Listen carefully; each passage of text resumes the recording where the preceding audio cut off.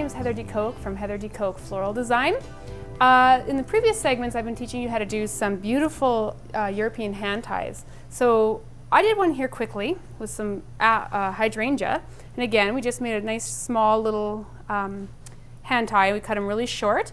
I'm going to put it into my beautiful square vase here, and make sure you put lots of flower food. One thing about hydrangeas, they like to drink. So make sure that once you have the flowers in place, just make sure the water level is very full all the time. And they should last you quite a bit of time. One thing you can do as well is if you just like a nice clean look, you can do that. Or for natural elements, you can add in a bit of rock. When you add rock in though, make sure that you have the water in first, otherwise it's clunk, clunk, clunk. So I just put a few handfuls. Voila. You don't need a lot, just a bit, and then just plunk your hand tie, whatever hand tie you decide to make, right in there. Now with hydrangeas, I have added in some beautiful Cymbidium orchids. And one thing about orchids is they last very well out of water, so we can just take them and plunk them in. But a little trade secret is you do want to wire them a little bit, and that way they last a little bit longer. So when you're wiring a Cymbidium orchid, what you can do is you can go through the stem, or right here you have the beard, and you can even just at the very bottom of the beard, you can just put your wire right through there and pull it out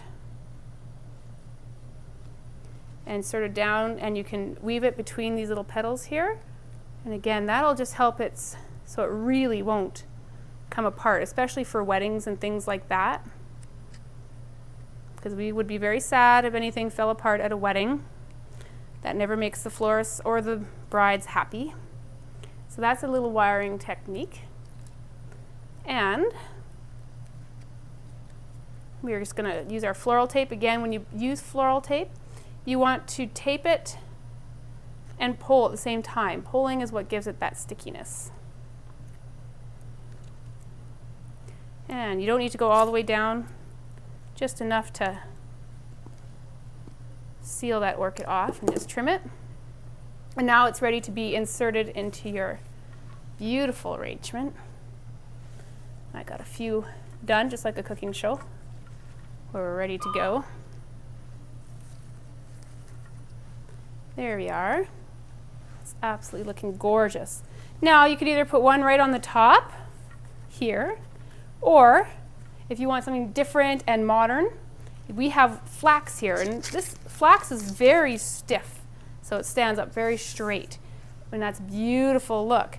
Now we're going to just cut it off because we want it to be in proportion to your vase. You don't want the flax coming all the way up so it goes even off screen, unless you're doing something very cool and wide at the bottom.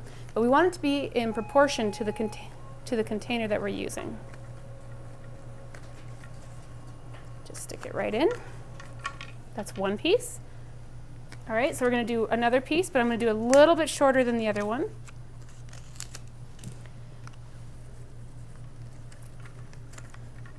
Always trying to look for new and inspiring techniques. So with the flax, what you can do is you can leave it like this if you like that long perpendicular look, parallel look, or just give it a little trim with your knife. All right, so you have a little hole here. You can take this piece, fold it, and you can just weave it right into the green here. Oops. There we go. So it's fun and different. Voila. And if you give it a good, like press down here and give it a good crease, it should stay. And you have something just different and totally modern. You can do it at different heights and basically just go and have fun with this. Thank you.